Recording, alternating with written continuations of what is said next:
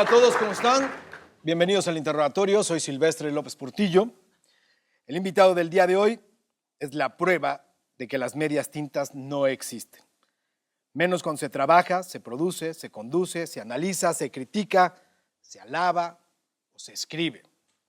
Siempre ha sido criticado y odiado, pero también respetado y amado.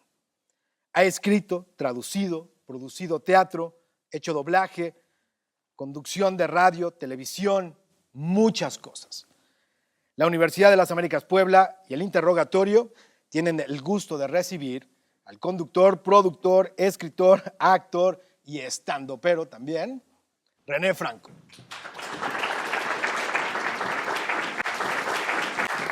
Pase usted. Maestro, ¿cómo estás? Mi querido René, toma asiento. ¿De qué lado? Bienvenido. Usted acá, tú acá. Gracias. Hola. ¿Cómo están? Nombre completo, René Franco Velasco. fecha y lugar de nacimiento. 20 de enero de 1965, Ciudad de México. ¿Quién es y qué hace tu padre? Actualmente está retirado hace muy poco. Estaba dando clases en la última etapa de su carrera de trabajo. Estaba dando clases, aunque se retiró porque se decepcionó un poco del correr de las universidades en las que estaba dando clases.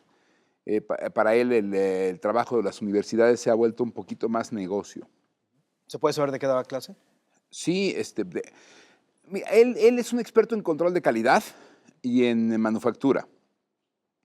Y daba clases de manufactura con un sentido personal o con un sentido más humano, ¿no? Entonces, esa era su cátedra y ya no la da. Okay. ¿Quién es y qué hace tu madre? Mi mamá se acaba de retirar hace 3 meses de la Secretaría de Educación Pública. Se retiró a los 75 años de edad, de supervisora de jardines de niños, después de una carrera larguísima, más de 4 o 5 décadas, con trabajos en preescolar, Okay. en la educación preescolar en México. ¿Hermanos tienes? Sí. ¿Quiénes son? ¿Qué hacen? Bueno, uno es pedagogo, trabaja haciendo planes y programas de estudio en la UNAM. Otra es actualmente terapeuta de personas de la tercera edad en España porque se casó. Y tengo otro hermano que es programador de computación y de cosas ahí muy serias, sí. ¿Cómo fue tu infancia? ¿Cómo eras en la primaria, René? Primero. Hasta tercero de primaria, muy aplicado. Muy aplicado. O sea, no era como muy complicado, era como, me iba bien. Y después de tercero de primaria, no sé qué pasó, pero me volví un poco más neurótico. Yo siempre fui neurótico, nada más, niño neurótico. ¿Dónde estudiaste la secundaria y el bachillerato? ¿En el Colegio Madrid? En el Colegio Madrid, de la Ciudad de México, sí. ¿Cómo fue estudiar en el Colegio Madrid? Es interesante porque es interesante y bueno, y al mismo tiempo es un poquito una burbuja. Es como la herencia del Colegio Madrid es los maestros que huyeron de la Guerra Civil Española. Entonces vinieron muy buenos maestros y con una vocación científica y laica y muy interesante y de mucho estudio y de una vocación liberal. Entonces, es muy interesante vivir eso, pero al mismo tiempo crea una burbuja en la cual tú empiezas a pensar que el mundo es así, que el mundo es posible, que el mundo tiene una cierta lógica. Y cuando sales de ahí te das cuenta que el resto del mundo no tiene esa misma lógica. Y entonces creo que lo mejor que hice fue no quedarme a estudiar en la UNAM, como muchos amigos que se fueron a la Facultad de Ciencias Políticas y Sociales o a Filosofía en la UNAM. Yo decidí que no, y me iba a ir al otro lado del mundo. Entonces me fui a Azcapotzalco, a la UAM de Azcapotzalco. Pero diseño industrial, ¿no? Me fui a estudiar arquitectura primero porque yo quería estudiar algo que tuviera ciencias sociales y ciencias exactas. Ok. Y porque no sabía dibujar.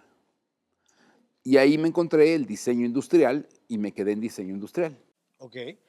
¿Te acuerdas qué leías, qué oías, cómo te nutrías en la preparatoria, universidad, esa época?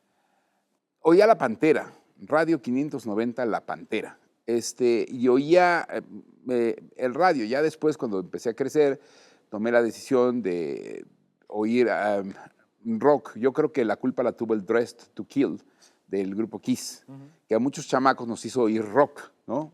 Esa portada fue así de, ay, mira estos payasos, vamos a oír rock. Y luego ya era la época en la que en México al menos empezó en esos lugares, un poquito más tarde, a meterse Pink Floyd y a meterse otras cosas y fue así más bien, mira, vamos a escuchar esto. Pero también oíamos trova cubana y cosas por el estilo, ¿no? Digo, ¿por qué decides o terminar o dar suspender o algo la carrera y meterte a otro lado? Y seguir. Bueno, yo dejé de estudiar la carrera cuando me ofrecieron a mí dar clases en la carrera. Pensé que eso no era una manera de hacer las cosas de manera correcta. La acabé, o sea, regresé después, años después, y la terminé. Ok. Pero la dejé porque tenía muchas otras cosas que hacer, había otras cosas que hacer que no fueran eso, pero nunca la he dejado del todo, ¿eh? O sea, cuando digo el proceso de producción, es lo que a mí más me ha servido, el proceso de producción, el saber diseñar un proceso de producción. Porque no hay una carrera de productor de televisión, no existe. Y no existe una carrera de productor de tu propia vida o de productor de radio. O sea, hay carreras de comunicación, pero en ninguna de esas carreras se enfoca vamos a estudiar cómo se produce la televisión. Que eso sí pasa en otros países, aquí no pasa tanto, es más un oficio y lo vas aprendiendo sobre la marcha, igual que la televisión, es un oficio. Creo que en el caso del periodismo, eso sí claramente es un oficio, pero en el caso de la televisión hay más elementos. Entonces, para mí producir o saber producir, ruta crítica, análisis de proyectos de inversión, Mercado. En serio, o sea, y línea de producción, a mí me permite hacer el programa de tele en una sola toma sin repetir. Porque yo lo que creo es que si no somos más eficientes en este país es porque no respetamos suficientemente nuestra hueva. O sea, de verdad, no tenemos suficiente respeto, porque lo que más nos gusta hacer es retrabajar. Porque tenemos esta manía de hacerlo mal una vez, sin darnos cuenta de la cantidad de tiempo que eso nos cuesta a nosotros y les cuesta a los demás. Entonces, cuando tenemos esa mala cultura de hacer eso, no estamos respetando lo que creemos estar haciendo. O sea, si lo que queremos realmente es tirarla a gusto, necesitamos hacer las cosas bien una vez. Me voy a regresar en tu proceso porque primero que nada, ¿cómo entras al economista? Por invitación de Cecilia Kuhne Peinbert. ¿Por dónde la conoces? ¿Por qué te invita a Cecilia escribir? Kuhne también del Colegio de Madrid. A mí me invitan primero a... El Colegio de Madrid es una buena manera de conocer gente cercana a intereses muy propios. O sea, Rodrigo Johnson, que trabajaba en la Casa Universitaria del Libro, director de teatro, me invita a quedarme o a trabajar en la Casa Universitaria del Libro. Ahí trabajaba, o ahí la directora era la mamá de uno de mis amigos. Este amigo era Bond, de Bond y los enemigos del silencio. O sea, cuando yo era chamaco, jugábamos fútbol y nos llevábamos Saúl Hernández, Carlos Cuarón, Frata, etcétera. Era esa generación de personas. O sea, Bon y algunos hacían cine. Salvador Aguirre también era de nuestra generación. Mucha gente, de verdad, mucha gente en ese tono. Entonces un día hicimos una revista. La revista se convirtió en una página para el periódico El Economista y ahí me invitan a mí a ser reportero de cultura. Y entro y ahí ya los caminos de cada quien se fueron como diversificando. A mí, yo me quedé trabajando con Luis Enrique Mercado, al que, te lo puedo decir, es mi maestro de periodismo, que tiene la idea de que el periodismo no es una carrera, es un oficio. Y el que tiene el oficio, o el que tiene la intuición, puede hacer el oficio, y el que no, no. ¿Cómo le haces entonces cuando de repente te enfrentas a la cultura? O sea, decides la cultura, te dicen, te invitan cultura, la cultura con C mayúscula. No, Estás muy chavo. la cultura es lo que haces. La cultura no es cierto eso de que se divida en cultura y espectáculos, por ejemplo. No, eso es una tontería. Pero en aquella época se separaban muchas cosas. Bueno, es muy hasta la fácil, fecha. señores de la USLAP. A ver, se destruye el mundo, explota todo. Ustedes son antropólogos y arqueólogos. En 5,000 años sacan así de la tierra una copia del Laberinto de la Soledad de Octavio Paz y un disco de Belinda, ¿no? ¿Cuál desechan como no cultura? ¿Cuál tiran a la basura? Ninguno, porque los dos son cultura de ese tiempo. O sea, los dos reflejan los actos y actitudes y acciones y manera de vivir de ese tiempo. Los dos. Entonces, cuando tú haces esas diferencias, se te está olvidando que la televisión y Televisa es cultura. Es una cultura que tiene que ver con los negocios, es una cultura que tiene que ver con lo que algunas personas llaman manipulación de medios. Y si tú realmente te vas a poner a estudiar eso, tienes que echarte 3 pasos para atrás y observarlo con cuidado. Hay que procurarla, defenderla, difundirla, y hay que ir a toda la profundidad hasta donde se pueda, pero también hay que ir a toda la superficialidad. Con respecto a la prensa cultural, pues sí, estuve ahí participando en la prensa cultural, fui a las conferencias de prensa, molesté a Rafael Tovar y de Teresa 2 o 3 veces en algunas conferencias de prensa, sobre todo en cambios de sexenio, y también me di cuenta que es una farándula. O sea, la prensa de cultura es una farándula en chiquito, igual que la prensa de cine, ¿no? Entonces, un día, escribiendo una columna, Rafa Martínez, del Teleguía, entonces, republica una columna mía en Teleguía y me doy cuenta que existe un mundo mucho más grande, de mucha más réplica y mucho más brutal. Y a mí me empiezan a invitar. O sea, me invitan a un programa llamado Caiga Quien Caiga, en TV Azteca. Mónica Garza me invita a ese programa y entonces entro al mundo del chisme del espectáculo, al mundo de la farándula. Entonces hay personas que me ubican o me identifican con Origel, Marta Figueroa, Pati Chapoy, Daniel Bisoño, etcétera. Y sí pertenezco y he pertenecido a esos periodistas. Pero también cuando empezó mi trabajo del Economista, yo escribía o sea, era considerado junto con José Javier Navarro, Oscar Sarkis, Javier Velasco y los que escribían de rock, ¿no? Entonces, entonces, en esta cosa de quedarme en medio, a lo mejor no soy ni de uno ni del otro lado, pero a lo mejor soy de los dos, ¿no? Entonces, para mí, lo más interesante es pararte y observar desde distintos ángulos el mismo fenómeno. O sea, a mí me tocó estar en la Academia de Azteca, en la Academia 1, haciendo un programa que se llamaba El Recreo. Y yo veía la academia desde ahí, desde los monitores, desde los rieles de las cámaras que rodeaban a la casa esa. Entonces yo me asomaba y me quedaba viendo ahí a Miriam y a Yair y a toda esa primera generación y hacía un programa que se llamaba El Recreo.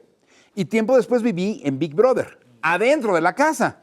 Entonces sí es así como de, Madre Santa, y cuando entras es otra experiencia. Entonces es como, para mí ha sido como, a ver, me voy a parar en todos los ángulos que pueda, a ver cómo se ve desde aquí, ¿no? Porque eso es información, y mientras más información tengas, es mejor. ¿Teleguía? Rafa Martínez me invitó a colaborar. ¿Qué pasa, así como conoces la farándula? ¿Qué le conoces a la farándula? ¿Qué sabes de la farándula? Cuando entras a Teleguía, perdón, pero Teleguía era de las revistas más leídas. Sí. Digas lo que digas, sí. Deja tú si fueras bueno o malo, eras muy leído. Fue una época esquizofrénica, porque yo cobraba cheque en Editorial Televisa y cobraba en TV Azteca. O sea, era así como de, ¿y ahora qué hago? O sea, trabajaba a cuadro, pero me invitaban a este otro. O sea, una de las principales características que aprendí gracias a Luis Enrique Mercado al trabajar en El Economista es que hay un target de audiencia. O sea, el target de audiencia del periódico El Economista son hombres y mujeres de negocios de entre 20, 21, 24 y 45, 50, 55 años.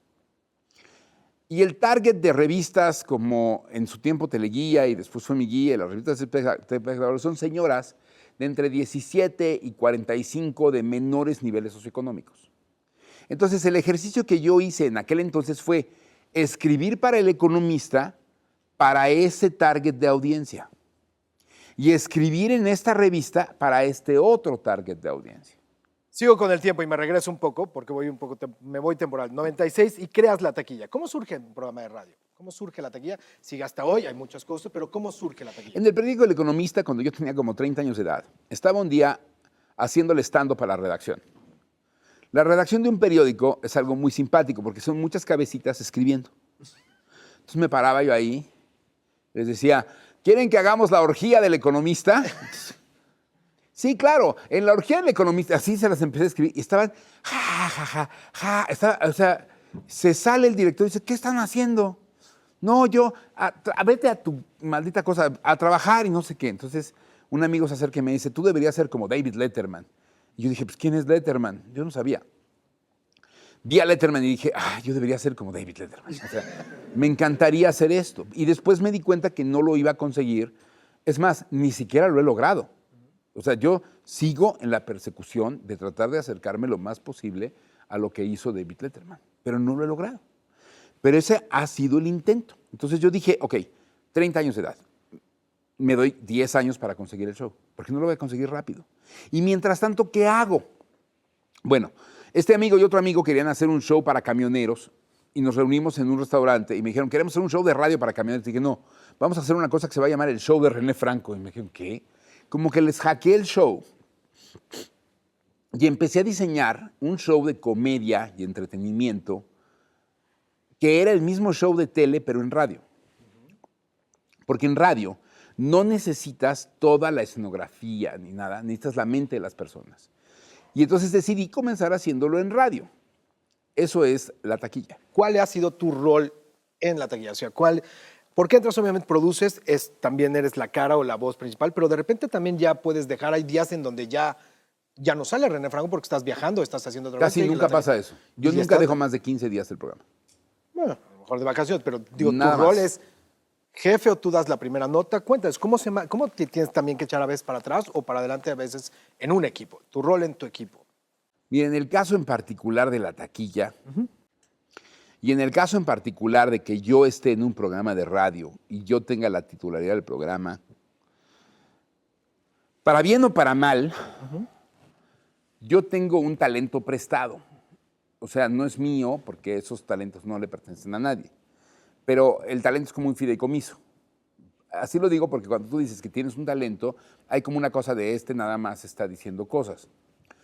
Pero entendiendo que no es de uno, el talento que a mí el universo, lo que quieras, me dotó, es la capacidad de organizar una conversación al aire y construirla como si estuviera planeada. En los 20 años de radio de La Taquilla, nunca he hecho una sola escaleta. Nunca. Si tú oyes el programa, parecería ser que hay una redacción. Parecería ser que hay una escaleta y un orden de las notas. Parecería ser que hay un presupuesto de información. No lo hay. Aunque encargues, tú qué traes o tú investigas. El sistema es cada persona que está al aire en el programa trae su propia información. Me la manda por correo electrónico. Yo entro al aire a las 11:30. Yo traigo la mía. Entonces juntas 4 personas con diferentes informaciones. A las 11:29, con 50 segundos, veo los mails. La magia en la improvisación, René. ¿Ha llegado un día que dices, sin notas, va al chile como sea y improvisamos todos? Sin Dentro duda. de todo ese caos. No un día, orden. todos los días. Okay. Hay ocasiones en las que no hay suficiente información. Y entonces, por lo menos tu seguro servidor dice, bienvenidos a su gustada sección, el café no está bien servido. Silvestre, Dígame. ¿por la mañana tomaste café? Tomé café, vaso de plástico, pero rico. ¿El vaso de plástico lo tiraste? Lo tiré. ¿A dónde? Reciclado, donde dice plástico. ¿Reciclas tus vasos? Reciclé ese porque me lo encontré realmente. ¿Eres una persona que recicla la basura? Lo que puedo sí, René. Ni modo, lo lamento, caray. Pero ¿Y te sí, sientes culpable? ¿Hay una culpa en no reciclarla? Pues no, ya me tengo que empezar como que a acostumbrar, pero ahí la llevamos. Vamos a oír esto del Recycle Tour de ZZ Top que vino a México en tal día. Esto se llama Recycler. Ok. ¿Cómo lo hice? Bien, pero el punto es que inventas algo al aire porque estás al aire y necesitas darle un ritmo a las cosas. Eso es lo bonito de hacer ese programa de radio, que nunca sé qué va a pasar. Quiero informarle a los chamacos del Outlap que son muy fregones cuando le preguntan a gente como yo, pero entonces la censura, ¿verdad que hay censura, no? Y nos censuran y no nos dicen nada. Bueno, tienes firmados contratos con una empresa como Radio Fórmula, por ejemplo.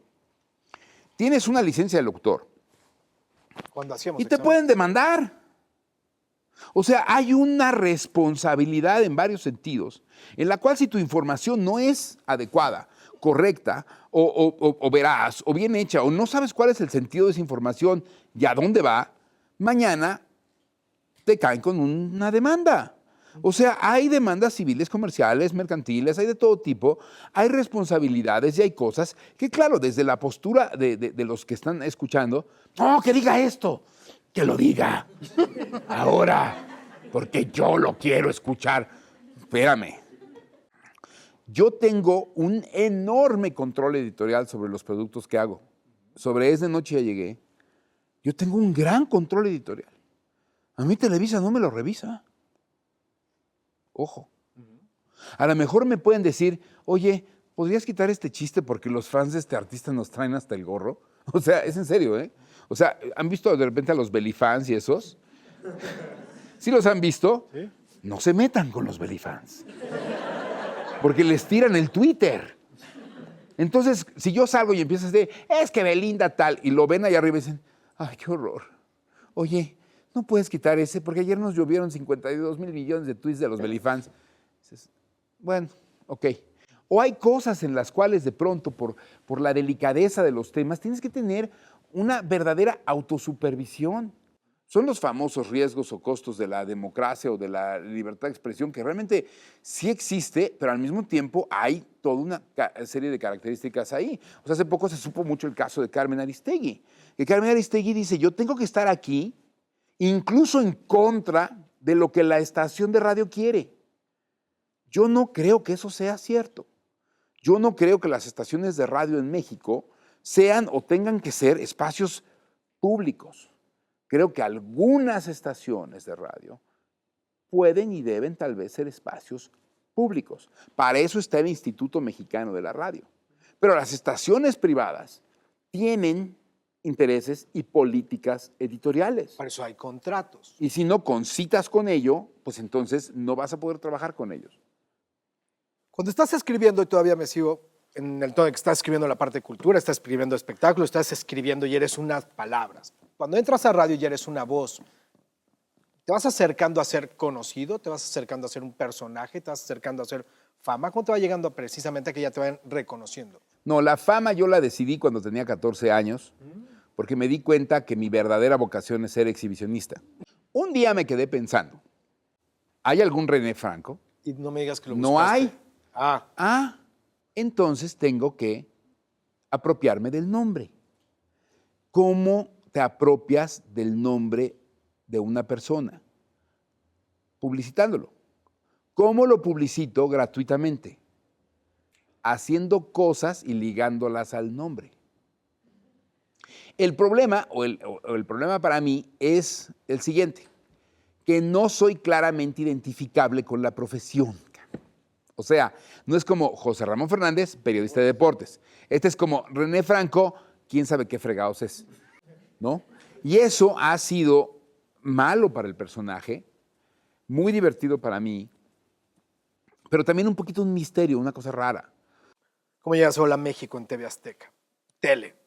A través de Ricardo Medina Macías, el director editorial del Economista.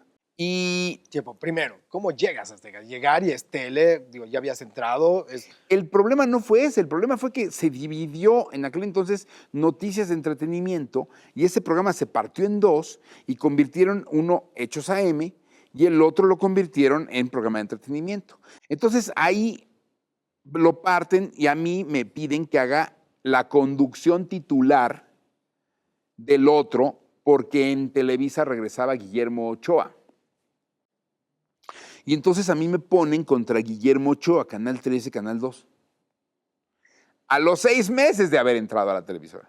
De ahí caiga quien caiga, tómbola, recreo, la academia, vas pasando por todos lados. ¿Tú ya te consideras estar en una cadena de televisión y a donde te mandaran? Yo tenía la sensación o la idea de que yo iba a hacer mi programa Late Night Talk Show para el Canal 13 originalmente. Pero esto venía directamente de que cuando yo era adolescente yo veía a Sergio Romano y veía a Luis Espota y veía a Víctor Trujillo en Imevisión y veía a José Ramón Fernández y Raúl Orbañanos en Imevisión. Y yo decía, ahí creo que me pueden aceptar más. Veía a Saldaña, Jorge Saldaña. Lo que no me imaginé es que terminara yo, o sea, hiciera yo el programa, que ahora acaba de cumplir 10 años, en Televisa. O sea, eso sí no me lo imaginaba. Y ahorita, en este momento, no puedes decir que Televisa sea, porque ya no lo pueden decir, como, es que Televisa nos manipula y nos... No, no, no. Una vez más, frente a la transformación del streaming, esa empresa enorme está necesitada de retransformarse y reinventarse porque actualmente están el Internet a todo lo que da. Y ustedes tienen millones de opciones para eso. Porque tampoco queremos que los gringos de Netflix o aquellos o estos sean los únicos que nos distribuyan el contenido. También queremos que los mexicanos, como Televisa, distribuyan el contenido y tú tengas la opción de ver las películas mexicanas, los canales, o a los que les gusten las telenovelas, que puedan comprarlas por streaming si así lo desean. Temporadas con la novela completa, ya ni te esperas. Lo que sea necesario. Pero no puedes tirar una empresa mexicana así o no hacerlo. Y en este momento es uno de los puntos más importantes en la historia de esa empresa mexicana porque está enfrente de una reconversión industrial que no se esperaba y que yo creo que la va a lograr. Pero es interesantísimo lo que está pasando. Otra de tus chambas, nada más para regresar, participas también y te uses en la parte de comentarista y todo de los premios Óscar. Es una chamba que nunca quedas bien. Yo hice 4 sesiones de los Óscares para TV Azteca. 2000 a 2003. Y el año pasado hice los Grammys para Televisa también con Maca Carriedo. Yo creo que lo más significativo que para mí fue esa transmisión es que en aquel entonces la estaba produciendo Guillermo Pérez Grobas. Y le dije a Guillermo Pérez Grobas, oye, a mí me da la impresión de que lo que deberías hacer es narrar los Óscares como si fuera fútbol. Dice, ¿cómo? Le digo, del tiempo en el cual se entrega el premio al tiempo en el cual la persona se para y camina al podio, hay un espacio en el que necesitas comentaristas. O sea, yo pondría 2 traductores simultáneos a que tradujeran la ceremonia y comentaristas para los espacios en blanco. Me fui de ahí después de esa plática y me habló y me dijo, pues vas al aire. Y yo, espérate. Y me mandó a hacer ese trabajo. Los Óscares y los Grammys son muy interesantes porque el guión completo llega en la mañana. Entonces, la labor de traducción no tiene que ser tortuosa. Cuando oyes una mala traducción de los Óscares o los Grammys, es que la gente no hizo su chamba. O sea, tomas la traducción y primero la traduces. Y ya sabes lo que van a decir los que se suben y los pequeños cambios los agarras y los comentas. Pero no te mandan ya los discursos, René, de un ganador y traduces. No, los discursos no, pero todo lo demás escaleta, está ahí. No está el monólogo de los chistes, pero la escaleta y todo lo que van a decir las personas sí está. Sí, sí está. Está el 75% de la ceremonia está ya escrita. Entonces, no tiene ningún sentido hacer una mala traducción de los Óscars o los Grammys. Ahorita, por ejemplo, que estaba ya haciendo los Grammys para Televisa, hubo un momento en el cual de repente apareció Barack Obama y no estaba en el guión. Ah, ok, esto es traducción, traduces, pero el resto estaba escrito, ¿Cómo sales de TV Azteca? ¿Por qué sales de TV Azteca?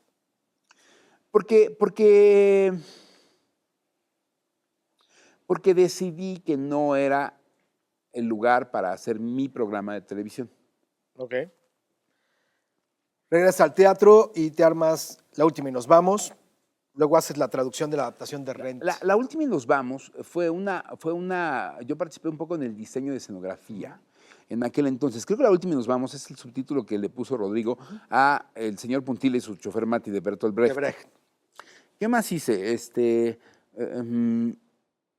Hice varias obras como producción, pero yo diría que cuando ya me metí en una obra en la cual fue muy valiosa para mí, fue Pegados, una comedia musical diferente, así se llamaba, con Alejandro Gou. Porque, y así lo digo, esa fue tal vez la primera producción verdaderamente profesional de teatro, en mi caso. Que tú hiciste. Sí, con Alex. ¿Por qué fueron todo lo demás ensayos? ¿O vas aprendiendo? ¿Por qué? ¿Por qué digo que fue el primer montaje realmente profesional para mí? Porque es un montaje en el cual estuvo muy fuerte en algún momento y al final salimos más amigos que como entramos. O sea, dejamos las cosas del nivel profesional en el nivel profesional. Y esa es una gran diferencia. O sea, cuando ya no te lo tomas a personal, sino sabes que hay tensiones intrínsecas en el asunto y que de esas tensiones, y así un día me lo dijo Alejandro Soberón Curi, me dijo, mira, lo más importante de todo esto es que seamos más amigos de lo que entramos porque las tensiones son naturales. Y sí, yo creo que ese es el montaje más, el punto más profesional de producción de teatro que me ha tocado hacer. Tenorio cómico, ¿cómo te animas a hacerte el tenorio, a echarte el tenorio cómico, René? Mira, si no fuera por Bruce Boren, vicepresidente de Televisa Networks, creo que nunca habríamos podido hacer el formato de televisión que estamos haciendo. Bruce entendió rápidamente que queríamos hacer un late night talk show. Cuando yo le hablaba a los ejecutivos en México que quería hacer un late night talk show, me decían,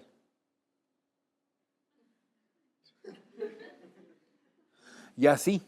En cambio, Bruce dijo, ¿cómo lo quieres? Incluso él aportó algunas ideas de un show que hacía en Inglaterra Jonathan Ross, porque él conoce el formato íntimamente.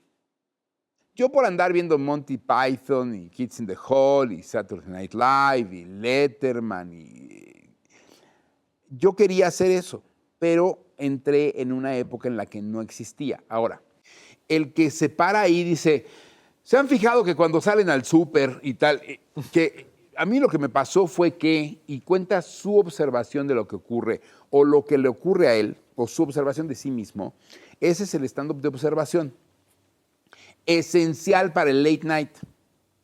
No había stand-up en México cuando yo empecé a querer hacer este show, y me invitaron al Tenorio Cómico, y fue una gran manera de hacer comedia en vivo, ante público en vivo, para empezar a entender cómo se hacía la comedia en vivo ante público en vivo y poder llevarla después al programa de televisión.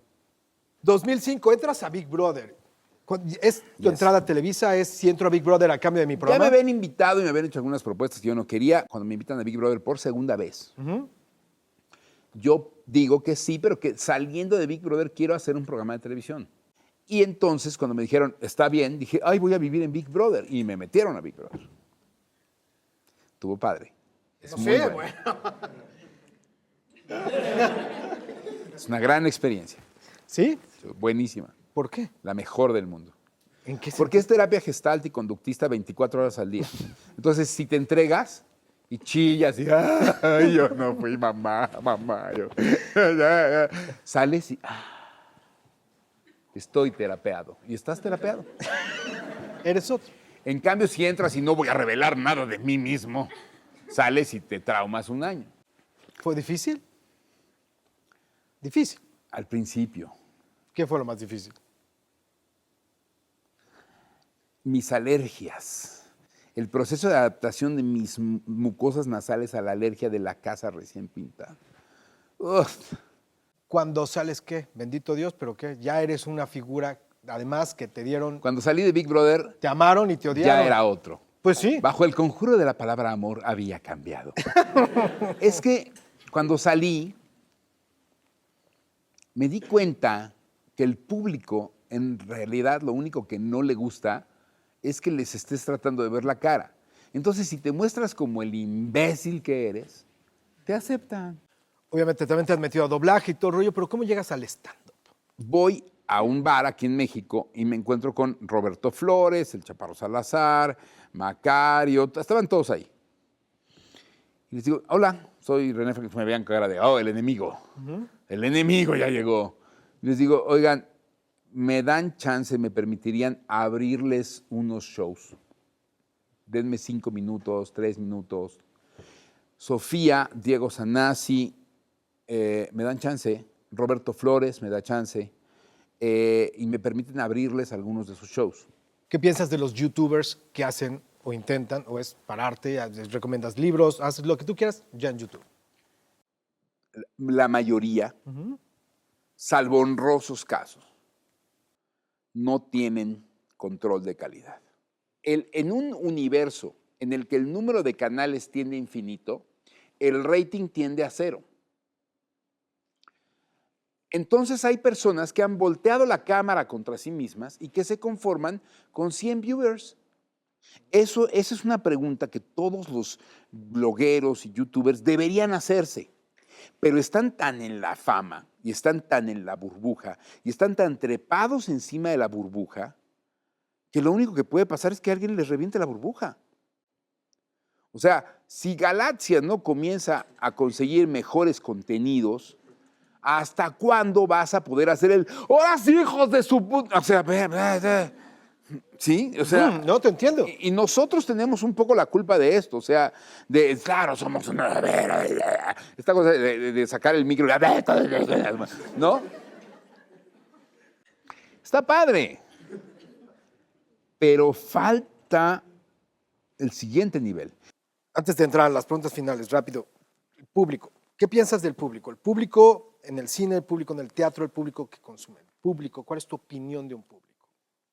El público en México, yo creo que es un poquito gandalla. Los quiero a todos. Hagan ahí, abrazo grupal. Sí. Pero sí creo que en México muchas veces hay un fenómeno que solo es de México, que es el, oye, está esta obra de teatro, ¿está buena? Si no me lo garantizan 10 millones de veces, no saco 200 pesos de la bolsa y no los pago. Eso es muy del público mexicano, que tiene que ver hasta en el hecho de que somos uno de los países en el que se consume más piratería. Y además, consumen la piratería y luego van y, ay, ¿por qué no hay trabajo? Porque estás consumiendo la piratería, burras.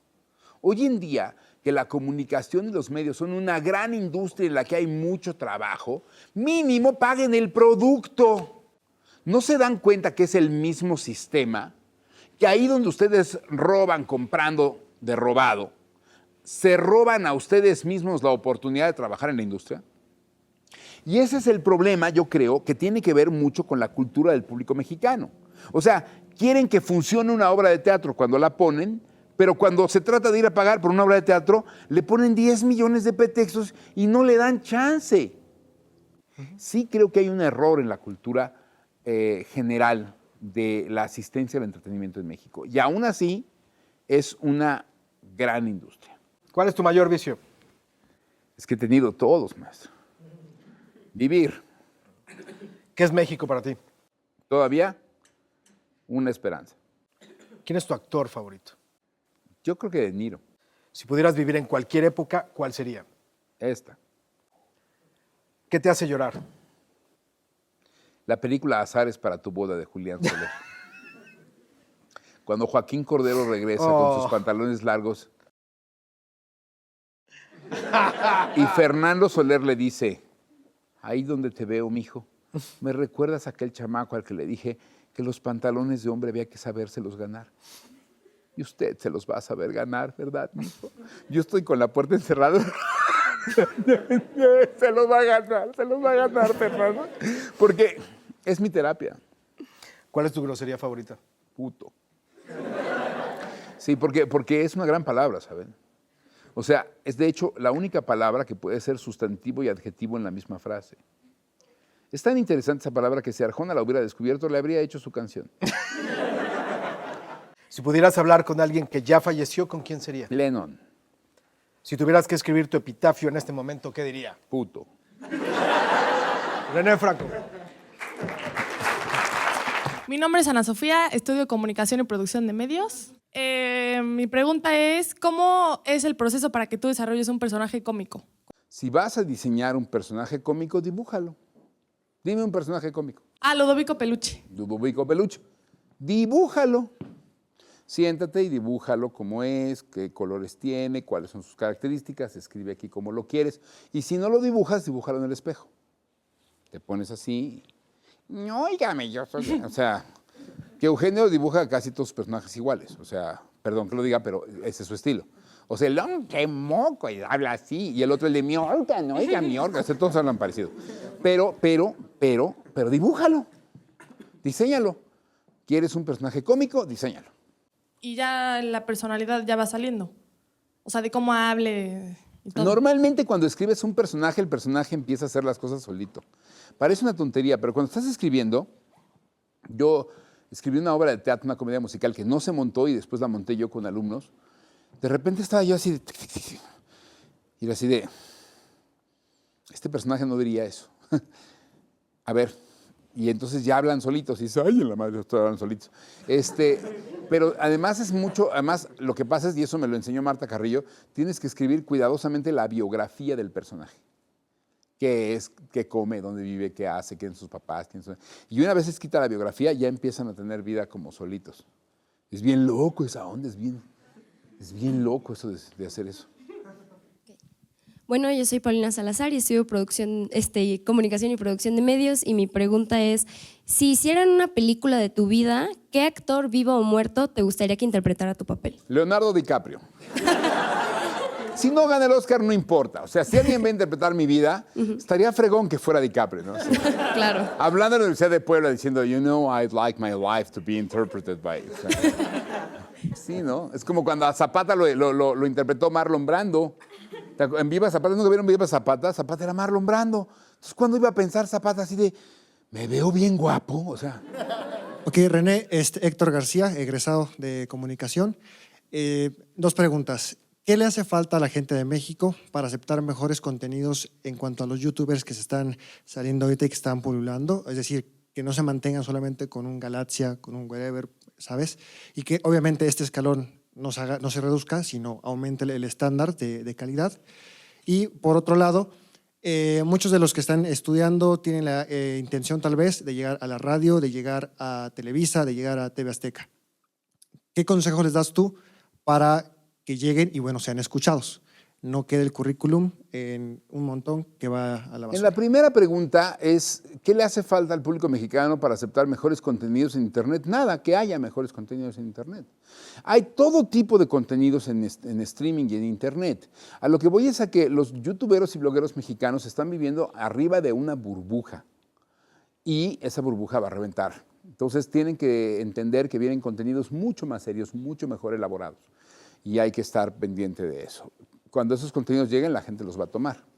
¿Qué necesita alguien para ir a Televisa, TV Azteca y trabajar ahí? Ser muy necio. Y sobre todo, tener una idea clara de qué quiere hacer. Hay mucha gente que llega y me dice, oye, yo vengo contigo a trabajar, quiero que me des trabajo.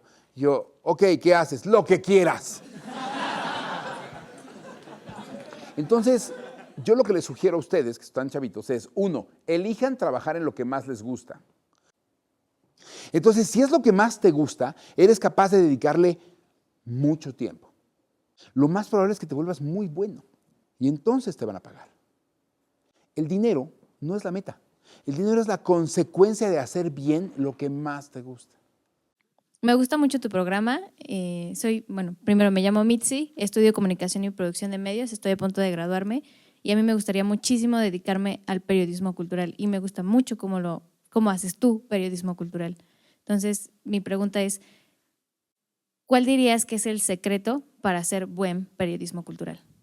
El problema de hacer periodismo y de ser reportero es que si no tienes la intuición, no lo vas a lograr. Importantísimo que lo sepas. O sea, el reportero ve, es como los Thundercats, ven más allá de lo evidente. O sea, están en el mismo lugar que todos y ven lo mismo que todos. Un reportero se sube al metro y ve algo que los demás no están viendo. Y sabe que ahí hay una nota o una información que le importa a los demás. Pero lo primero es, ¿tienes la intuición o no? Métete a una redacción de periódico a trabajar. Bueno, me llamo Santiago, estudio animación digital y hablando de lo de YouTube y de toda la cantidad de contenido que no tiene buena calidad, la animación lleva su tiempo, no es algo que los bloggers, me pongo a hablar enfrente de una cámara que sí lleva tiempo y sí lleva su esfuerzo, pero la animación toma un poquito más. Entonces, o es sacamos muy poco contenido y que lo vean muy pocas personas, o sacamos mucho, pero que no sea tan bueno el contenido. ¿Tú cuál de los dos escoges? Mi sugerencia, lo que yo haría Yo intentaría hacer las dos. O sea, me gustaría tener una empresa en donde si alguien llega y me paga, porque la que se hace más rápido cuesta menos, o a veces no, y me pagan por esto, tómalo. Y tal vez con ese dinero podría yo financiarme proyectos personales de mayor animación a largo plazo. O sea, pero el hecho de que conozcas la diferencia o la entiendas es muy interesante. O sea, lo interesante también es que qué chistoso que la animación sea dependiendo de qué tan inanimada sea, o sea, qué tanto tiempo te tardes, es mejor o peor. Pero es tan fácil como esto. Supongamos que tú vas a una hamburguesería de comida rápida, ¿no? Y pides una hamburguesa. La comes, te alimentas, no te vas a morir de ella, tiene proteínas, entra carne, más o menos estás bien, cuesta tanto. Okay. Supongamos que quieres comer bien. Vas a tener que sentarte y esperar el tiempo necesario para que se cocine algo mejor. Y el placer en ello va a ser mucho más elegante. Yo no abandonaría la idea de hacerlo con mucha calidad, a pesar de que eso conlleva sacrificios y riesgos, porque en todo caso, al final de ese camino, está la verdadera satisfacción. Ahí está. Bien, hola René, yo soy Darwin de licenciatura en música y tengo un par de preguntas. La primera, cuando decías de que todo es cultura, cuando dices después de lo de los bloggers, retomando otra vez, ¿no crees que también forma parte, o sea, a pesar de que sea mal contenido, o sea, forma parte claramente de la sociedad mexicana? Y segunda pregunta, retomando dos cosas que dijiste. Una, somos un gran auditorio para un late night y ¿cómo logras que este programa, diciendo que somos una audiencia para un late night, una señora de 73 años, que es mi abuelita, religiosamente ve tu programa todos los sábados, a cómo va a misa los domingos? O sea, ¿cómo logras que llegues a estos dos tipos de audiencia sin ningún problema? Mira, la primera es los youtubers y bloggers son cultura pura, en el mejor sentido de la palabra. Buenos, malos o regulares son cultura pura. Tienes que saber que el contexto de lo que estoy diciendo yo en este momento pertenece a este momento exactamente. O sea, si tú vives en la cultura de tu tiempo, tienes la oportunidad de modificar lo que está pasando en tu tiempo. Y tienes que decir las cosas como las ves porque yo no estoy diciéndole nada malo a los bloggers. Lo que les estoy diciendo es, aguas con ese éxito. Les llegó de la nada, pero no les llegó porque sean muy buenos. Muy importante. Para estar los siguientes 20 años ahí, es donde vamos a saber quién sí es y quién no es, porque es diferente. Y están, insisto, y es lo que estoy diciendo, montados sobre una burbuja. Nada más. ¿Pero qué es cultura? Claro. En el año tal se creó una burbuja con respecto a esto de entretenimiento y tal, y lo puedes observar como cultura sin ningún problema. 2. El formato de late night es muy interesante porque tiene principalmente dos públicos. Bueno, te voy a decir los contenidos del formato de late night. O quién es el público de late night. 1, los chavos de escuela, que ahorita están casi completamente en el internet y el late night lo ven por el internet, incluyendo Jimmy Fallon. Pero en origen, en esencia, el late night que empieza a las 11:35 de la noche en Estados Unidos y que sigue hasta la 1:35 de la mañana, atrae a dos tipos de personas. 1, los escolares, los muy chavos, los hip. Estoy a las 2 de la mañana viendo un güey, o sea, y me está haciendo reír. Y a la gente de mucha edad.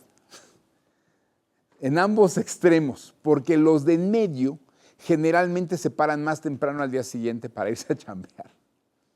Y la otra, el último gran tip que no me terminan de entender. Agarra a los anunciantes del noticiero. O sea, yo sí estoy convencido de que si en lugar de poner los infomerciales, aunque tengas interés en los infomerciales, agarraras todavía a los anunciantes del noticiero, tendrías, o sea, si el infomercial te da 1 punto, el late night te puede dar 3. Y puedes vender el comercial, agarrar a los mismos anunciantes del noticiero y venderles un programa de 3 puntos. No necesitas un gran rating.